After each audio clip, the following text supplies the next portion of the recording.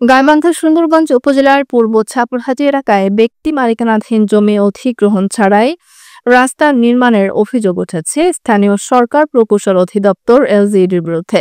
স্থানীয়দের অভিযোগ, কোনো পূর্ব ঘোষণা কিংবা মালিকদের সম্মতি ছাড়াই জোরপূর্বক জমি দখল করে এলজিইডি রাস্তা নির্মাণ শুরু করে। এতে জমির মালিকানা যেমন ক্ষতিগ্রস্ত হচ্ছে, তেমনি তারা ন্যায্য ক্ষতিপূরণ থেকেও বঞ্চিত হচ্ছেন। এ ঘটনায় আজ দুপুর এলাকাবাসীর উদ্যোগে বিক্ষোভ মিছিল ও মানববন্ধন অনুষ্ঠিত হয়।